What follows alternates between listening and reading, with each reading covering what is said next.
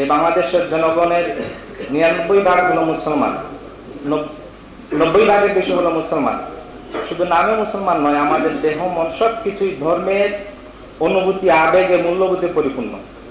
সেখানে আমাদের শিক্ষানীতিতে যে সিলেবাস করা হয়েছে, প্রণয়ন করা হয়েছে, যে কারিকুলামকে সামনে রেখে যে সাজানো হয়েছে আমাদের বিগত কয়েক বছর ধরে, বিশেষ করে এই বছর যে বইগুলো দেওয়া হয়েছে, সেগুলো আমাদের ৯০% মুসলমানের মনে আঘাত দিয়েছে।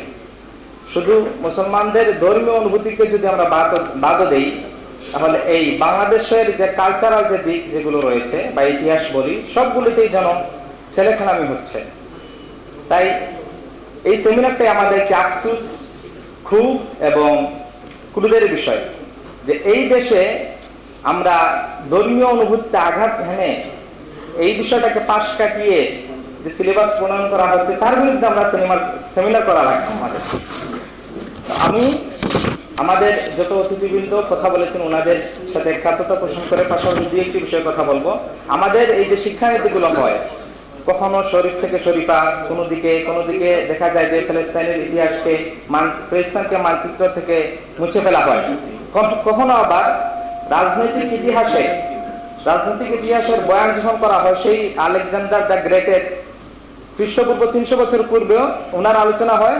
আবার মাঝখানে ১৫০০ বছরকে বাদ দিয়ে সরাসরি চলে আসা হয় রেনেসাঁয়, ইউরোপীয় রেনেসাঁয়। মাঝখানে যে ১৫ বছর বাদ দেওয়া হয়েছে, এগুলো যদি আলোচনা করা লাগে তাহলে দেখা যায় এখানে মুসলমানদের ইতিহাস আলোচনা করা লাগবে। মাঝখানে যে ইউরোপীয়রা সাধারণত আমাদের মুসলিম স্বর্ণযুগ যেটা, সেই স্বর্ণযুগকে তারা অন্ধকারের যুগ বলে, সেই যুগ যদি আলোচনা করে তারা, তাহলে এখানে মুসলমানদের কথা আসবে, মুসলমানদের ইতিহাস ঐতিহ্যের কথা আসবে, শিক্ষায় যে বিপ্লব ঘটিয়েছে মুসলমানরা, সেই বিপ্লবের দিকটা আলোচনা করা লাগবে, সেই দিকটা তারা বাদ দিয়ে দেয়।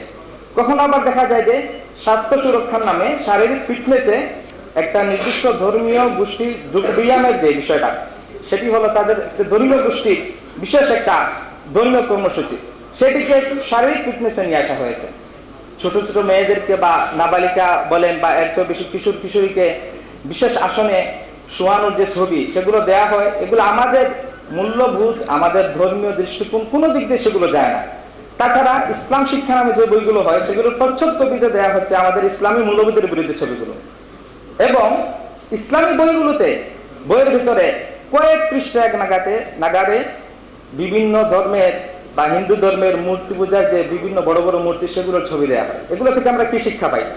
এখন আমরা যেহেতু মুসলমানরা সবাই, আমরা বিভিন্ন ইস্যু যখন আমাদের উপর কোনো আঘাত আসে, আমরা সবাই যদিও ছন্ন বিচ্ছিন্ন থাকি, আমরা এই ধরনের ইস্যুতে আমরা এক হয়ে যাই। ইনশাআল্লাহ অতীতে যেভাবে তসলিমা নাসরিনকে এদেশে রাখা সম্ভব হয় নাই, বাংলাদেশের সর্বোচ্চ বিচারালয়ে মূর্তি স্থাপন করা সম্ভব হয় নাই, শাহজালাল বিশ্ববিদ্যালয়ে যেভাবে কোনো হল বিতর্কিত মহিলার নামে স্থাপন করা সম্ভব হয় নাই, এবং মাদ্রাসা শিক্ষার্থীদেরকে ভার্সিটিতে সাবজেক্টের যে বৈষম্য করা হয়েছে, সেগুলো সম্ভব হয় নাই। ইনশাআল্লাহ বর্তমানে যে ষড়যন্ত্র করা হচ্ছে, সেই ষড়যন্ত্র এই মুসলমানদের প্রতিবারের মুখে দাঁড়িয়ে তারা ইনশাআল্লাহ সেগুলো বাস্তবায়ন করতে পারবে না।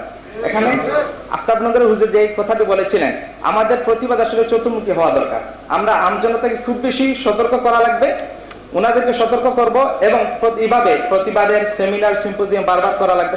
পাশাপাশি ঊর্ধ্বতন মহলের সাথে যোগাযোগের যে বিষয়টি সুনির্দিষ্টভাবে আমাদের পর্যালোচনা করে, এগুলো একটা টিমের মাধ্যমে আমরা আমাদের গণমানুষের সংগঠন বাংলাদেশ আঞ্জুমানে আল ইসলাম কেন্দ্রীয় সভাপতি মাওলানা হুসামুদ্দিন চৌধুরী ফুলতলি, ওনার নেতৃত্বে একটি টিম, ২-৩টি টিম কাজ করছে। এই সিলেবাসে কি কোন জায়গায় ভুল হয়েছে, সেগুলো ইনশাআল্লাহ এইটা নিয়ে চেষ্টা করা হচ্ছে প্রধানমন্ত্রীর সাথে সরাসরি সাক্ষাৎ করার। এবং আপনারা হয়তো জানেন যে সংসদেও কথা বলা হয়েছে, এবং সাক্ষাৎ করে ইনশাআল্লাহ আশা করা যায়, আমরা আশা রাখতে চাই, যেহেতু আমরা ওই দেশের নাগরিক, যে আমাদের কথা তো উনি শুনবেন, শিক্ষা মন্ত্রণালয় আমাদের কথা শুনবেন এবং শুনতে বাধ্য।